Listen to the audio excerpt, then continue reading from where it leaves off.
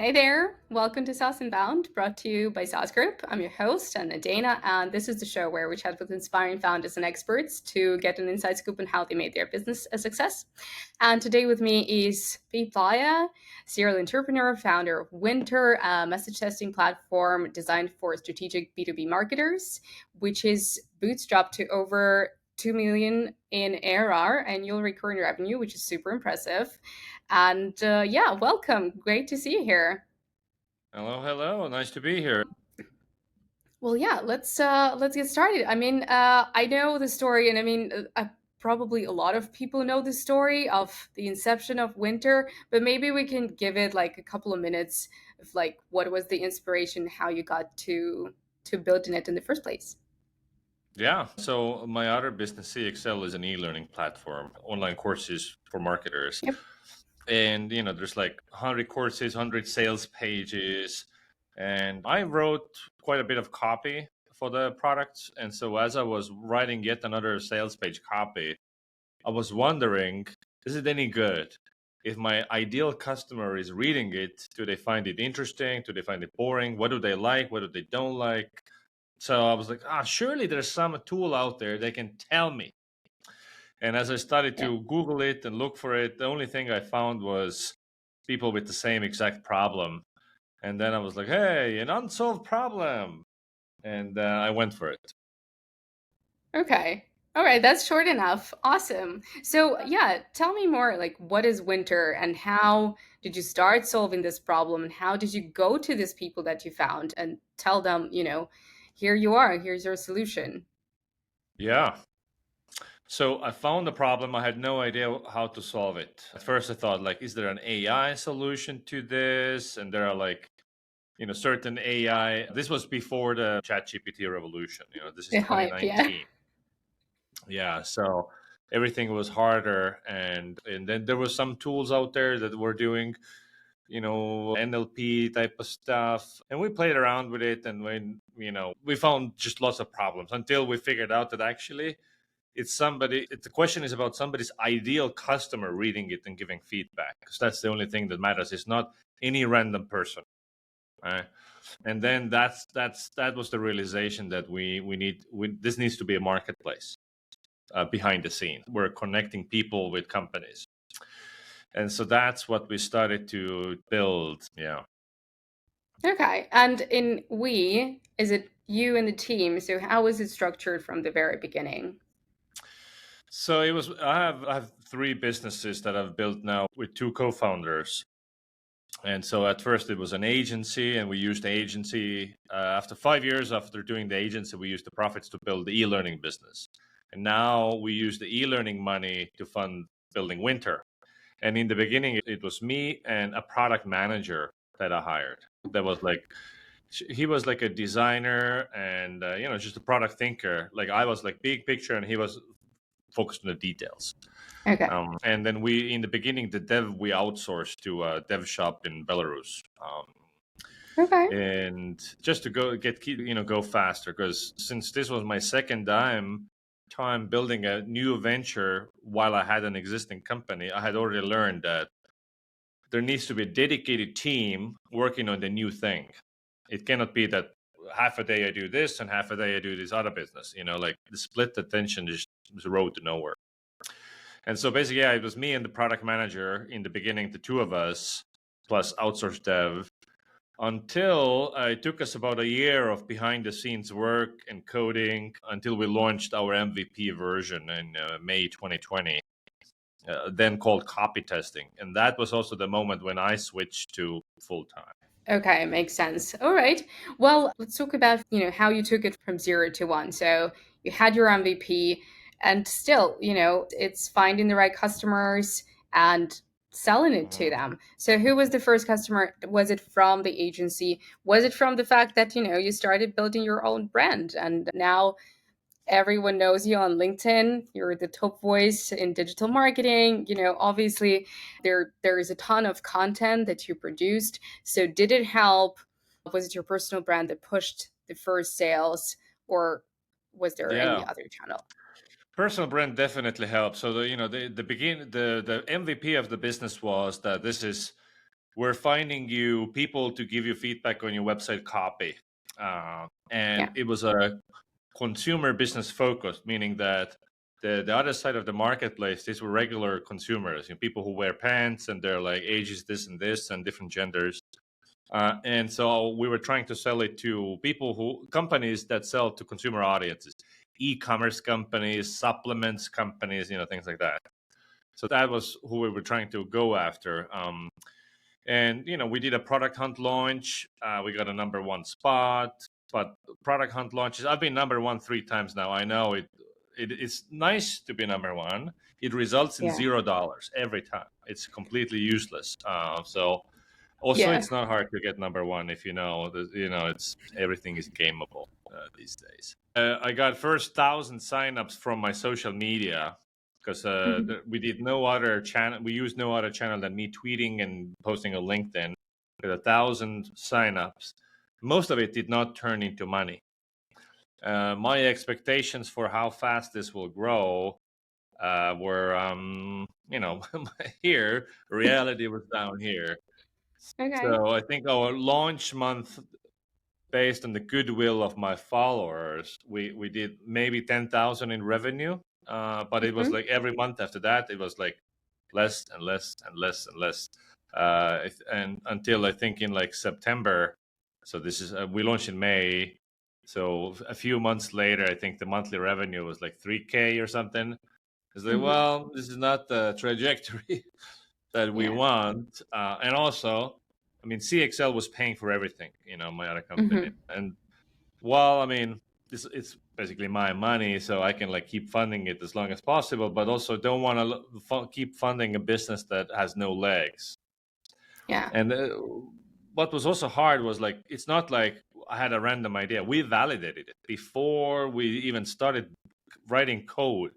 We had done 30 plus interviews with target customers, and we had clickable prototypes, like Figma mockups, essentially, that we showed people. And like they were like, yeah, this is great. I'm going to so use it and all that stuff. But then, the moment of truth is always when you're in the market. And so what we learned, we thought like e-commerce companies, they have thousands of product pages because they sell, a lot of different products. Each of the product pages has copy that needs to be optimized for higher conversion rates. Turns out that your average e-commerce marketer does not care about it at all. The copy gets written and it's never changed again. Never. This is Yeah. like 90+% of e-commerce websites. They just don't focus on it. And it was very hard to say, hey, now you can use this tool to make these changes that you are never making. So so Right. that wasn't going anywhere. Some of the we did supplements industry was our kind of like a best bet there, because Mhm. supplements companies drive a lot of paid traffic to their pages. It tends to be long form sales copy, like direct response marketing thinking. So had some legs there, but overall like revenue was declining and couldn't figure out what to do. But then I was desperately searching for insights on what to change. Mhm. And since the beginning, we had gotten, inquiries from B2B companies like, oh, this looks cool, but like, can you give me product managers as audience or like VP marketings or engineers? And we're like, Mhm. no, but we have moms, ages 22 to 35, who wear Yeah. pants, have a dog. You want those? And they did not. And so I was like wondering, well, what if we do service these B2B audiences? And the question was, can we do it? Okay, so there are these panel companies out there, big ones that supply a panel, and many of them have an API. So it's like, okay, so that we had a customer, it was a Dutch startup. It was like AI for organic traffic. And so we Okay. used these well-known panel companies that, giant corporations, billions in revenue, and we hooked up with through API with them, and we requested B2B SaaS CMOs. That was the audience that we wanted, and they delivered pretty fast. These people, but the thing is, in message testing, we ask a lot of open-ended questions. Like, after reading this, do you have any question? What are your doubts about this? What about this is clear? What about this is interesting? And so on and so forth. Panel companies fought us on these open-ended questions. They ask multiple choice, ask from 1 to 10 rating, and it was weird. Like, why are you pushing back on open-ended questions? But in the end, they relented. And then the responses, the open-ended responses to these questions about this organic AI traffic company was something like what does organic food have to do with traffic on the streets? They had no idea what organic traffic as a concept is. They thought it's cars and food. And so it was clear that these people were no CMOs. And then we discovered that panelist fraud is a rampant problem, and panel companies all know this. That's why they don't want us Okay. to use open-ended questions, because if it's multiple choice, you will never know that these were mostly teenagers from India and like just randos. Yeah, and so we realized that there's nobody in the world that can deliver a B2B panel that's high quality. Everything is garbage. And so I was like, well, can we build one? That was a question. Never built a marketplace business, because never built any panels.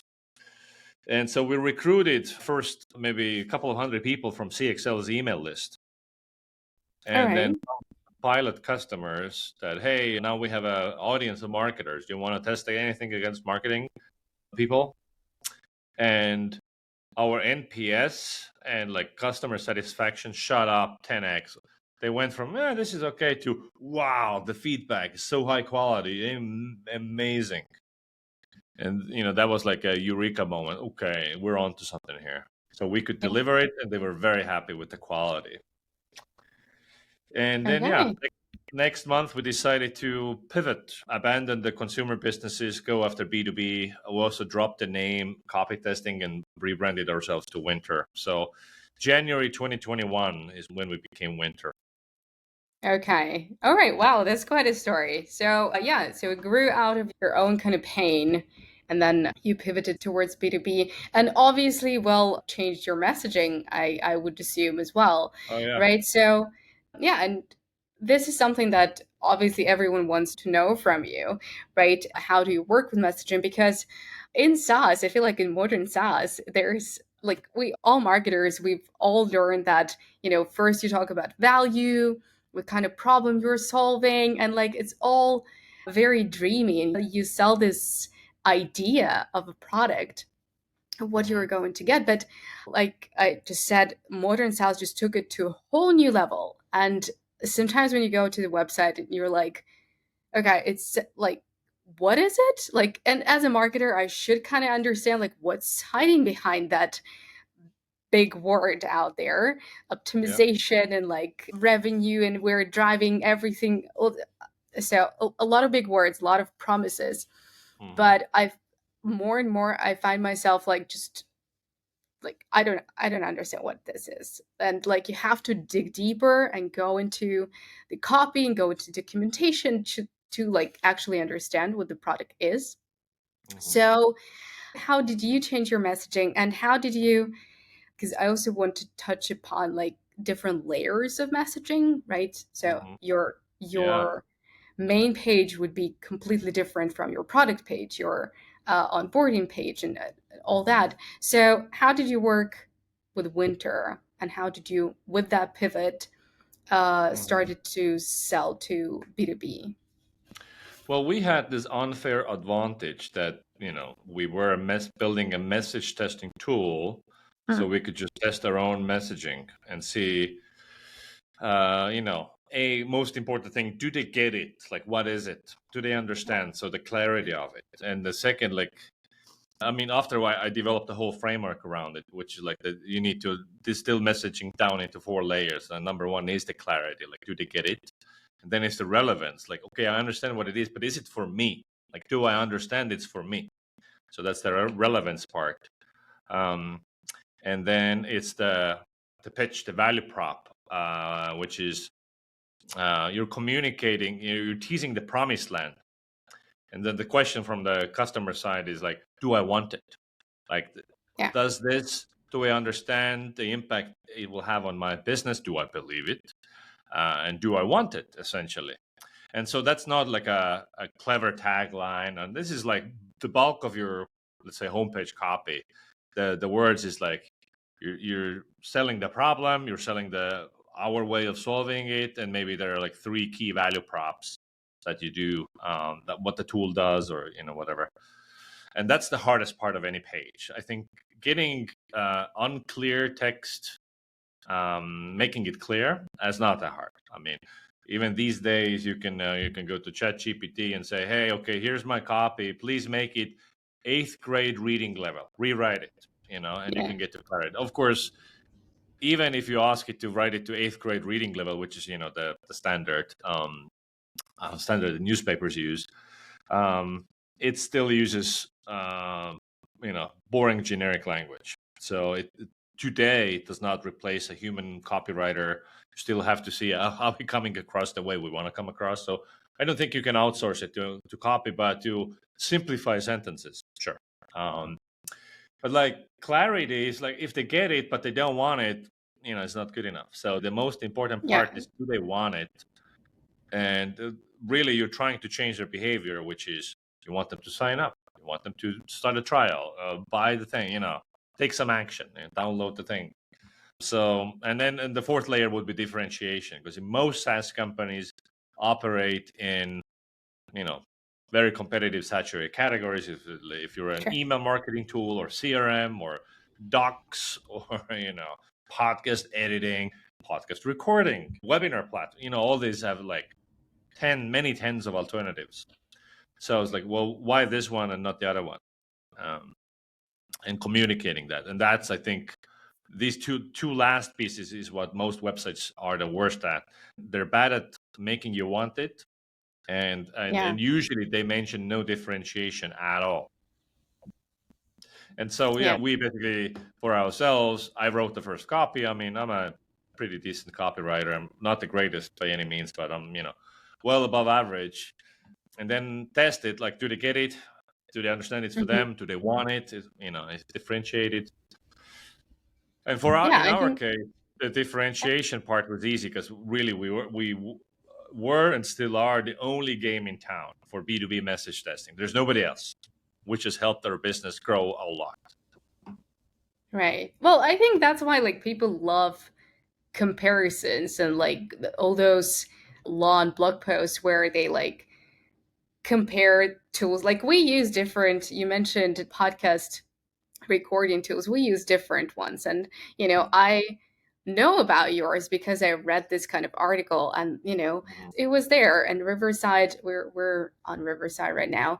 It was there and it says, well, it's the most straightforward, the easiest, it's just like two buttons. A monkey can do it. And I was like, yeah, that's my gig. Like I don't want to press more. So Well, I mean, in reality, all of them are like that. In my opinion, I mean, I'm not a category connoisseur. I'm a user of these tools. I'm, as a guest and as a podcast producer myself, I treat this category as they're fungible, meaning that easily replaced by another. If I switch from Zencaster to Riverside, or Squadcast, I don't think it would change anything for me. Like, they all do the basics, right? maybe, yeah. Yeah. It also depends like how far you want to go, but just having it like very clearly differentiated from another tool, I think it's just absolute best. Because like, I mean, I'm just the only example, right? But there are thousands of people that are looking like which one is better. I mean, that's why Monday is so good at their marketing. You go and you know you start typing Monday, and then like the first 100 pages is like why Monday is better than this and why Monday is better than that, and like it's just, yeah, it's just that Yeah, I easy don't because think they people have want any to. good arguments, really, because, again, I mean, I think the CRM category, I mean, all of them could have a tagline that says, "Why not try us next?" Because, I mean, they all do the Yeah, exact same things. I mean, with some queries, a different UI, different flows, but essentially, there's nothing you can't do in Asana that you can do in Monday. No, there's no such thing. So it's the game is building up mental availability. So when I think about a tool, in a buying situation, oh, I need a CRM or I need a task management tool. I've seen Monday everywhere. I go to YouTube, is Monday ads, and the buses in my town have Monday ads. I think of Yeah. Monday. At least it gets into my consideration set, and maybe I have maybe I try a trial or yeah. So I believe this type of saturation in search results or ads, it works to build up mental availability. Yeah. It might not be enough to tip them over to choose you. It doesn't build preference, but awareness, 100%. Yeah, yeah. All right. But okay, and this is something you also did over the years with Wynter. You moved a bit more up market, you started serving bigger companies, but not every company has the abilities of Monday. Not every company has the budgets to go to you even, right? So for bootstrappers, what would be your hack, what would be your advice, like how to find the messaging that would work? Do you double down on differentiation? Do you try to research your competitors? One of your last LinkedIn posts was actually saying, not, don't go to your competitors, right? Because it kind of works in the other direction. You become too much like them. Yeah. So yeah, what do bootstrappers do? Well, I mean, I don't think bootstrappers are much different from any other type of company other than how they're financed. So in terms of like their go-to-market would not be any different. The different key difference for the founder is, of course, that you have to worry about not running out of money. So you need to make at Yeah. least the same amount of money as you're burning. Because if you're, I think it's Paul Graham who said, like, default alive, like you're profitable or at least break even, you have infinite amount of time to figure out how to grow. Whereas if you're losing money, you have a deadline of death coming up, right? So that's the main thing. So I don't think messaging stuff is any different for Bootstrap or VC backed. It's like, be clear, be relevant, have a compelling pitch, and state how you're different. And let me tell you about differentiation. So what has helped us a lot is being totally unique company. Mhm. And what that has done is that we get 100% of the word of mouth in the market. There's not a lot of it, to be clear, because it's a new category. Most companies are not doing messaging yet. But if somebody asks for recommendations in a Slack group, on LinkedIn, on Twitter, wherever, hey, what's a tool I could use to test my messaging? People say Wynter, because there's literally nobody else to recommend. We also try to do a good job with our tool and all that stuff. But still, so being the only game in town has helped us a lot. When bloggers, want to write about tools for product marketing and whatever, and they want to list a message testing tool, we get all the backlinks. Right? There's nobody else to mention, so it's an advantage. Also, if a company out there decides that they want to do message testing and they don't want to do it by hand, like manually, again, we get all that business, if they have already decided that they need to do this. So it's a big advantage for a bootstrap startup because you need every help you can get, right? So it's a strong leg up. As a bootstrap startup, you cannot outspend others, right? Like in terms of paid media. You probably cannot outrank others in terms of SEO because you're just getting going. You don't have enough domain authority and all that stuff. Like SEO for us is not a significant source of revenue at all. I mean, less than 10%, probably less than 5%. And so what do you do? And I think what bootstrap companies can do is they can win with earned media. So earned media meaning that creating content on today's like social media is really great for it, especially LinkedIn in a B2B setting, or if you sell to consumers, your TikToks and whatnot. Just the only thing is that the content needs to be great, and you need to invest in it. You need to be consistent with it, like daily, different formats and so on. You can build an audience, and there are so many examples out there where people with no money have been a significant following. You just need to do high quality work. You don't need money. You need time, yes, but not money. That's true. So in our case, since we are completely only game in town, and that also just means that it's not like an established category, message testing, right? Most companies out there, they don't have a line item in their budget. So Hmm. instead of harvesting demand, we are creating net new demand from scratch. So if you try to see, if you do any social media history on Twitter or LinkedIn, and see who was speaking about message testing prior to 2020, like how much was it even discussed? It's zero. It's zero. So all the talk about message testing and so on is, I mean, not all, I can't take all credit, but a big chunk of it is because we have made it a thing, right? So, I mean, we've been using some category creation playbooks, and I define category creation not as an ecosystem of things, not like this is customer success, like Gainsight, but it's a form of radical differentiation. Where yes, we're a type of a research tool, which is the top category. G2 puts us in the user research, but we're not like any other research tool. It's a different category of a research tool. It's basically a subcategory. And so that's something that I have engineered deliberately, that it's a new subcategory. And if you want to create a new subcategory, the critical marketing piece there is that you're creating new set of must-haves capabilities, and you start evangelizing that this is what you need to get to whatever goal that you have. And so other tools out there that don't have these must-have capabilities are no longer relevant. So it's a relevancy game. It's not a I have two more features than this other tool. It's about relevancy. So I've been following that playbook, and it's been pretty successful for us. This year we're growing 100% year over year. Last year we grew 3x over the first year. So it's working. Yeah, definitely. It's super impressive. But yeah, I have to agree with you on consistency and time that founders, like booster founders, have to put out there. Yeah, it's not all about the money and paid ads, and you just if you're consistent and if you talk about yeah, like you said, you are creating a new categories or subcategory of a product, then you have to just do it consistently until you gain that traction, until people are like, oh, okay, well that's interesting, I want to listen, and then you speak to them.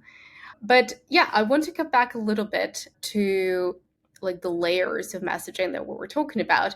Because like first you generate a demand, right? Like you said, you start talking about it, you start getting some traction, attention, you're creating your category or subcategories. We're making sure we choose the right outlets for the messaging. So social media has been working great for you. So what's next? When you've captured that demand, are you moving on? Are those channels where you talk about it the same channels as for demand generation? How do you proceed with that messaging? Yeah, my point of view is that business storytelling, where you evangelize your point of view, Mm-hmm. that's for your marketing channels. So social, your email newsletter, it does not go on your website. At least not on your Okay. key money pages like your homepage. I mean, you need to tie the loop. So let's say every day I'm talking about why you should test your messaging on LinkedIn, Mm-hmm. and then it needs to be that this is a message testing tool. There needs to be you close the loop, Yeah. right? I'm in the right space, and maybe you have one sentence for your point of view. For instance, our point of view today is that your target market needs to be the primary input to how you run your revenue strategy. That's basically Mm-hmm. it's not a marketing tagline. That's a point of view summary. Somewhere that on our website that it exists in a very short, compact format, but Okay. you don't have a big section to tell your point of view, or the world has changed and it used to be like this and now it's like that. Like, no, that's not, people have no patience for it. So my point of view on SaaS websites is that it needs to be pretty transactional. Yes, you tie the loop, it's called scent, keep the scent of what's happening in your marketing, but mainly you talk about what is it, the clarity, relevance, what the value of the tool. It's very, just the facts, ma'am, in a concise, condensed way. And then, of course, you can link down to different product pages and elaborate on like how these products work or these features. So yeah, the problem with business storytelling is, there's a lot of people that are talking about storytelling. There's very little how-to advice out there. And I got really into business storytelling for a while, and I bought 20 something books and on business story, and most of them are just garbage. It's just so boring, which is like ironic as it's a storytelling book. There's only Yeah. one that's good, and it's not even about business storytelling. It's just how to tell stories. It's called Storyworthy. I highly recommend that book. Everything else is garbage. I mean, the main gist of great storytelling, that every story is about transformation. I was like this and now I'm like that, or somebody, Hmm. right? If you think about the movie Jurassic Park, it's not about dinosaurs. Well, yes, it is, but the main plot is that in the beginning, there's the scientist dude who hates children. And by the end of the movie, he loves children. That's the transformation. I'm talking about the original Jurassic Park. Yeah. So if you pay attention to what I'm doing on social media, most of it is quite strategic, not all of it. It's I am evangelizing a point of view and how you should think and what you should do. I'm finding 365 ways to tell you to talk to your target customers, get insights from a target customer, see what they think. That's the most important thing. And I'm finding different ways and different stories and how do I spin it and how do I make a point. But really, I'm planting an idea in your head. And it's not a single story. Nobody changes their mind based on a single argument or like a tidbit. So it's like repeat exposure. So yeah, do I do storytelling? Absolutely I do. And then so social media is my flywheel. So on Twitter, Okay. where the algorithm is, you can send as many tweets per day as you want, and each tweet has their own life. They can get a lot of reach. On LinkedIn, you can't post multiple times a day, really, because each post that you post kills the reach of the previous post. So once a day is really ideal. So on Twitter, I'm testing 10 tweets a day. The winner goes on LinkedIn. That's my post of the day. Hmm. And then the best post on LinkedIn goes into my newsletter. So that's again feedback loop. Okay. But on my That's a website, story there's very validation. little storytelling. Yeah. Yeah, that's true. That's true. Okay, so how has your growth strategy changed over, well, 2 years, right? Since the pivot. I would assume that, social media and your brand, and we talked with Rand Fishkin about it, and I was like, when you launched Spark Toro, like how much of the initial traction was from your followers, from people that you worked with, and what he said was, yeah, sure, there was some, but no one's going to say, hey, Rand, I like you so much, I'm going to subscribe to your horrible product. If it's a horrible product, then your personal brand can take you just this far. And there is content, there's probably some legacy from your other companies. So how has it been evolving, and what has been the biggest customer acquisition channel? Yeah. So still 95% plus is all inbound leads. Hmm. So we have two revenue streams, whereas like one is like people just sign up on their own, self-serve, put in the credit card, and off they go. Okay. And the other 50% is they go book a meeting with sales. There's a demo, and it goes into an annual deal. It's a bigger ticket deal. So that's the other half of the revenue. So uh, pricing and packaging is a constant experimentation. It's pretty complicated in our case because of our cost structure. Our cost structure is very complicated. It's not, this is what it costs. People always, how much is it? Well, it depends on all the ingredients. How many people? What's their seniority level? What is the type of research? Because today, Wynter is no longer just a message testing tool. We've broadened. So our growth strategy in the beginning, we deliberately set out to be a point solution for a very narrow problem. And I chose message testing because that was the easiest thing for us to build and go to market, which matters in the case of bootstrapping. But always my vision, well, maybe not from always, but pretty quickly my vision for the business evolved into, this actually is going to be much bigger. We can solve all these other problems and so on. And so today we are already, a bigger target customer insights platform. There are many other things you can do. You can book interviews with your target customers. You can survey what their top 3 problems are, or whatever you want to know. User testing, even booking demos with ICPs. So it's a bigger platform, and this has been a strategic move. Over time, most products become multi-product companies. Most companies, because it just makes sense. Lots of financial reasons there why it's beneficial to be multi-product. So that has changed. Our pricing and packaging has always evolved. And also we are learning, like, who is a good fit customer for us? Who is a good fit customer for us? And in the beginning, we thought this is going to be, smaller businesses and startups, because they need the most, because they're like startups that are finding their place in the market. They need the most messaging help. On the flip side, they have 99 problems and they don't have a lot of money. So it's not they come in, they do maybe one message list, and then they leave. Wynter is also not cheap, and Yeah. I wish I could do it cheaper. It's just my cost structure. Can't do anything about that because it's a marketplace. It's not software.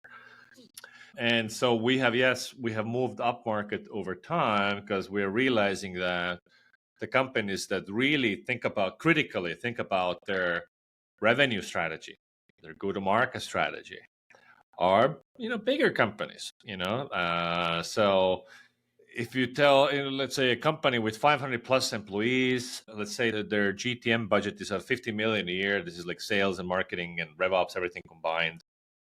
They're spending a whole bunch of money per year. And then if the pitch is, well, if you allocate, 0.2% of it, the budget, to ICP and figuring out what does the target customer even want, where do they want it, how do they make decisions, how do they buy, what do they think about you, what do they think about the competitor, all these things. If you know this, you can refine all of your go-to-market motions down to a specific tactic level in a specific channel.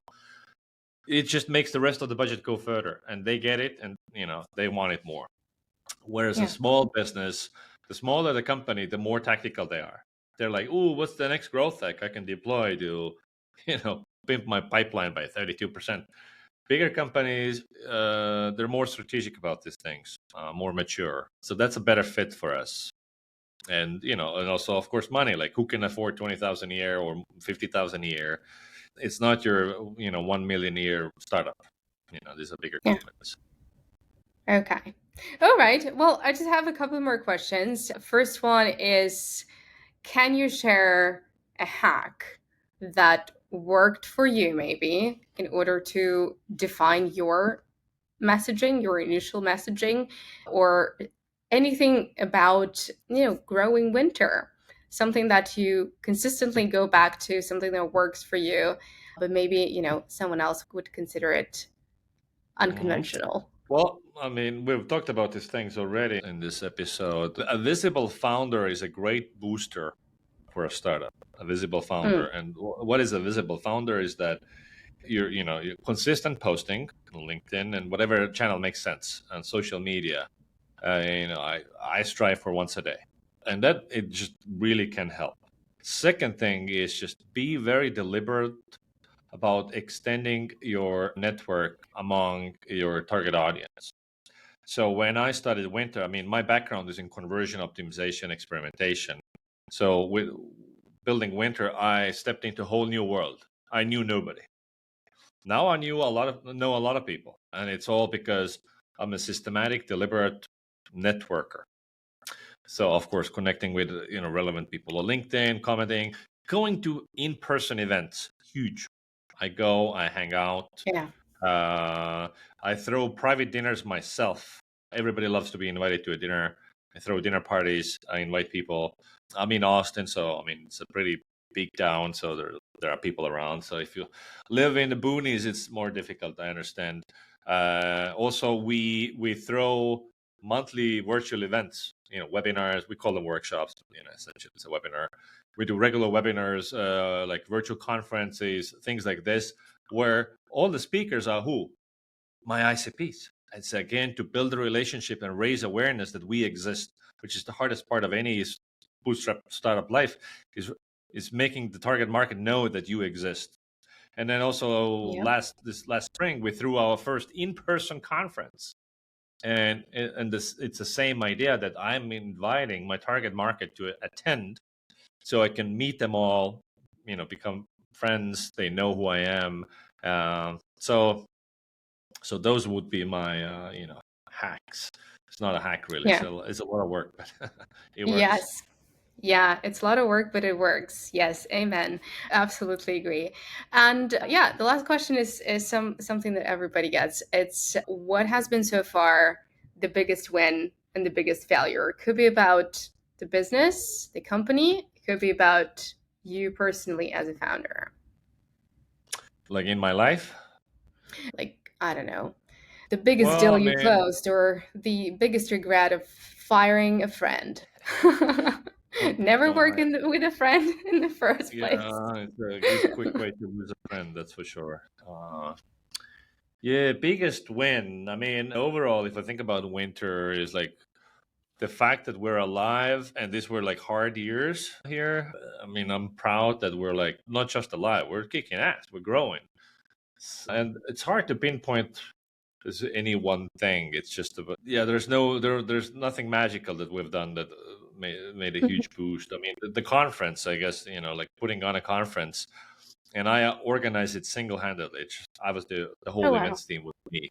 It doesn't have to be hard if you're strategic about it. Biggest failure, well, we've built features that nobody cared about and that we had to kill, and it's just a waste. And then especially in a bootstrap startup life, developers are expensive, and using expensive developer time to build something that the market does not care about or doesn't change your metrics, that hurts. Yeah. Because there's a big difference between outputs and outcomes. So output is something that we ship and produce. I'm busting ass, and your people in your company might feel that, oh, I'm really kicking ass, man. I'm like working hard and late nights and whatever it is, like a lot of effort, and they feel that they're like killing it.